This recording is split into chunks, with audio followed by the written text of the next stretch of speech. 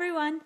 Today, our lesson is going to be mainly surrounded about a certain vegetable that some people like and some people don't. And it's mainly going to be around potatoes, which I happen to love. Nathan doesn't like potatoes, but I like potatoes. And even though it might seem rather insignificant, the potato plays a rather large role in our lesson today. So we are on Chapter 22, American Immigration, Part 1. When fields of rotting potatoes led to starvation in Ireland, America became the promised land awaiting the poor Irish across the Atlantic Ocean. Thousands upon thousands of the working-class Irish came to America to start a new life in the 1800s. And there's no wonder why, considering the conditions that they're living in, which we're going to find out about very shortly. Potatoes grew well in the climate of Ireland, so it became a major food source for the country. It wasn't always that way, though. Potatoes actually came from America. It was something that was taken from here and brought all over the world, and when it got taken to Ireland, they figured out, oh, this stuff really grows well in there, and the Irish really loved it. In fact, for many Irish farm families, potatoes were one of the only foods they ate. Even families in cities who had access to a wider range of food relied heavily on potatoes for their diet. Because of the dependence on potatoes, the potato famine was absolutely devastating to the Irish people. Could probably be, I guess, what would be a nationwide devastation of rice to a lot of Asian countries. I don't know what a lot of places like India would do without rice, and that's what was going on for the Irish with their potatoes.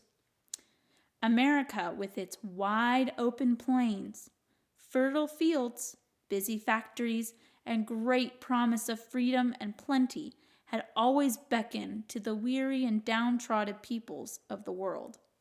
For centuries, people have come to this unique country of ours, searching for space, freedom, and a chance to find happiness. In this chapter, I want to tell you about a group of immigrants who came in droves to America.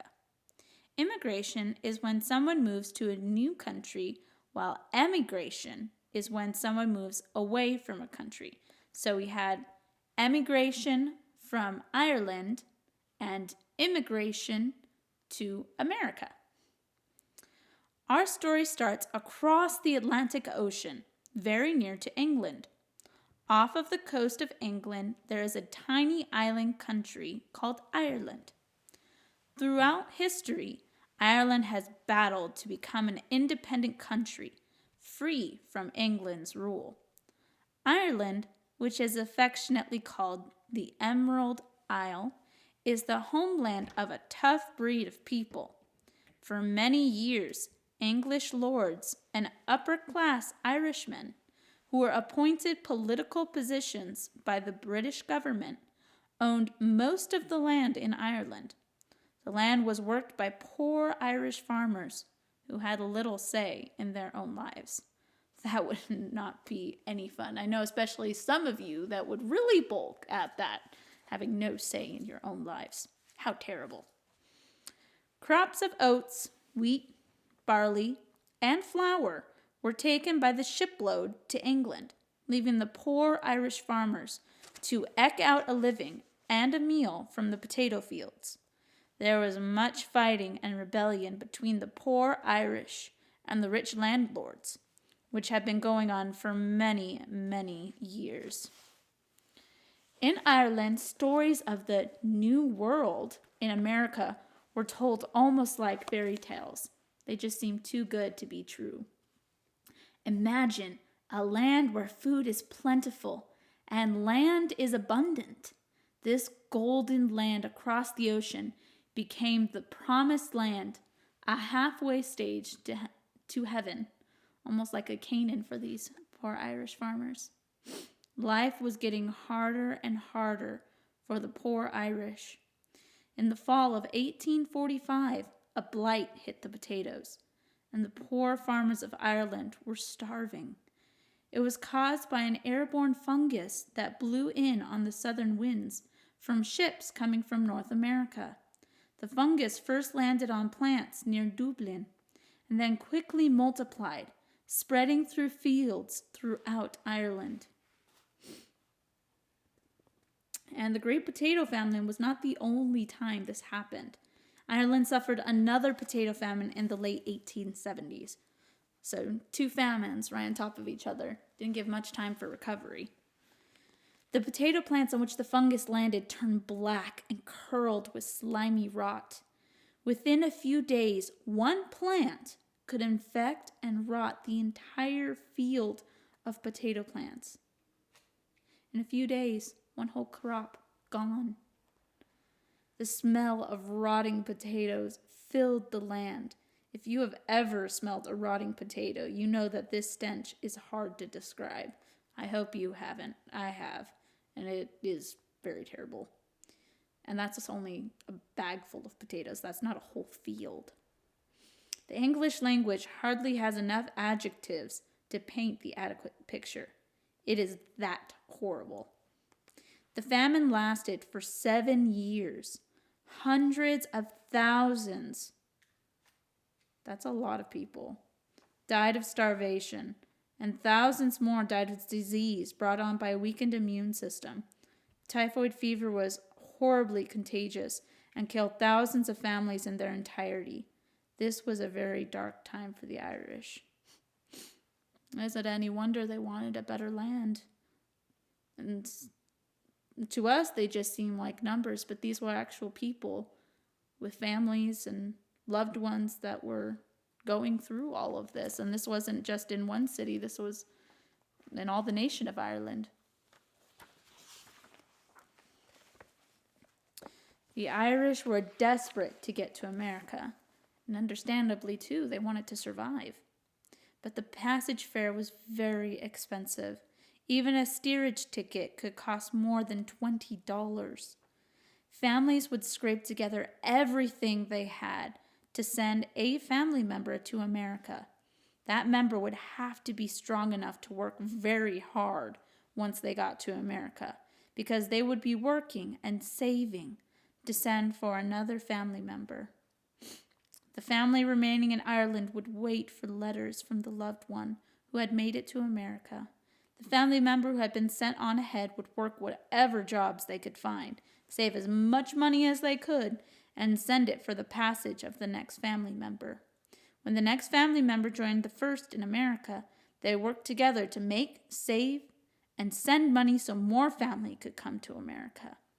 This was the story of thousands upon thousands of Irish immigrants. Very few families came all at once. Some of my own ancestors came from Ireland at this time. So the author of this textbook, she had some family members that came. America was not the land of promise that many of the Irish had dreamed of, though. There were many Americans who were not at all happy to see so many poor people coming off of the ships and into the cities. Soon it was not uncommon to see, posted on the business establishment, signs that read, "No Irish need apply." So there was prejudice against the Irish during this time, unfortunately. Irish immigrants were desperate to stay and live in America, so they banded together and stuck up for each other. They formed labor unions and elected Irish aldermen to the government. America was a land of hard work and promise, and these Irish were no strangers to hard work. When the going got tough, the tough got going, and that was definitely the Irish here. They had nothing to go back to and no money to travel, even if they wanted to. Ireland seemed to be a dying country, dying from the stranglehold of the British government and from the fields of rotting potatoes. It seemed there was no choice. America was their new home. It was either stick it out or die, I guess, for many of them. And so they came in droves. Between the year of 1847 and 1860, more than 1 million Irish immigrants came to America. It was the sturdy backs and shoulders of the immigrants, many of which were Irish, that dug the Erie Canal, laid train track, and built bridges and skyscrapers. We owe a lot of these Irish men and women a great big thank you for what they did in their time. Today, literally tens of millions of Americans can trace their ancestry to these hardy immigrants.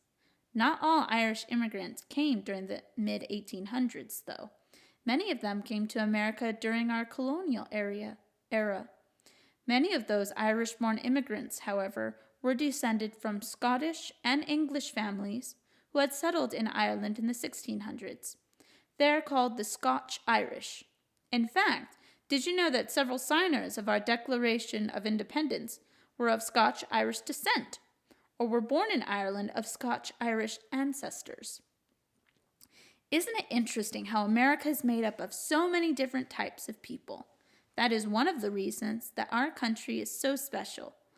All of the different cultures blended together makes up an extremely unique America. My family is a very interesting mix of ethnic backgrounds, so the author's family. My mom found out after her father's death that she has Jewish blood in her ancestry. My great-grandfather was a German who married a Jewish woman. Their son was my mother's father. My mother grew up during the time when the Jewish people were being persecuted in Germany. So even though she was born in America, her father kept their heritage a secret. My mother's mom was mostly English with some Scottish mixed in. My dad's family is mostly of Irish descent. So the author's quite a mix. Take time today to discuss your ancestral heritage. Do you know from which country or countries your family has come? Talk to your parents about it. There is a family tree page in the teacher's guide that can kind of help you organize about these things. And it could be, interesting to hear about the different things and to know where your roots come from or any interesting facts that you might be able to find. And the word for this chapter is steerage, Steerage, which means the part of the ship where the poorest passengers stayed, usually on the lower decks. Steerage. Labor unrest in the 1800s. Throughout the 1870s to 1890s, tensions between companies and workers flared up. Workers often expressed their dissatisfaction with labor strikes, which means they refused to work. In the summer of 1877, as a reaction to pay cuts and other grievances, widespread railroad strikes shut down railways in several states. Strikes in other industries, especially among miners in the western states, were common, and riots also broke out during this time period. In 1892, a general strike over pay and work hours in New Orleans caused workers in several key industries, including utilities, transportation, and manufacturing, to refuse to work. A couple of years later, railroad workers for the Pullman Company, which we learned about back in Chapter 10, went on strike. Residents of his company town were furious when Pullman cut wages, but also refused to lower costs in the town he controlled. The resulting strike was massive, with workers in 27 states participating for a couple of months. Their actions paralyzed the railroad industry before soldiers were sent in to stop the strike and demonstrations. In the middle of this strike, President Grover Cleveland declared Labor Day a national holiday. So now we're going to look at famous Irish Americans. Many of the Civil War images you saw in this book were taken by Matthew Brady. His parents were Irish immigrants, though they came to America before the potato famine. Billy the Kid may be the most famous as an Old West outlaw, but he was born to an Irish mother in New York City. Matthew Brady, war photographer, wearing straw hat with General Ambrose Burnside reading the newspaper. The Irish Brigade was one of the most respected in the Union Army. Composed of Irish immigrants, it was noted for its courage in several battles, including Fredericksburg and Gettysburg. Walt Disney's father was of Irish descent. His grandfather's family were from Kilkenny. The architect who designed the White House, James Holbein, was Irish. He was born in County Kildare. All of John F. Kennedy's great-grandparents were Irish immigrants. He was the 35th president. The 40th president, Ronald Reagan, was also of Irish descent. His father's family originally came from County Tipperary. In this chapter, we learned about the masses of Irish who came to America during and after the Great Potato Famine. Like many other ethnic groups who brought their traditions to blend in the great melting pot of this land, the Irish brought their ways of life with them also. Have you ever celebrated St. Patrick's Day with a good hot bowl of Irish stew or a nice loaf of Irish soda bread? I haven't done either of those. But I know, particularly, at least on St. Patrick's Day, I remember doing that as a kid. Changed a little bit now. Nathan likes to wear orange on St. Patrick's Day. But I hope you've enjoyed part 1 of American Immigration. And we will be doing Immigration part 2 shortly.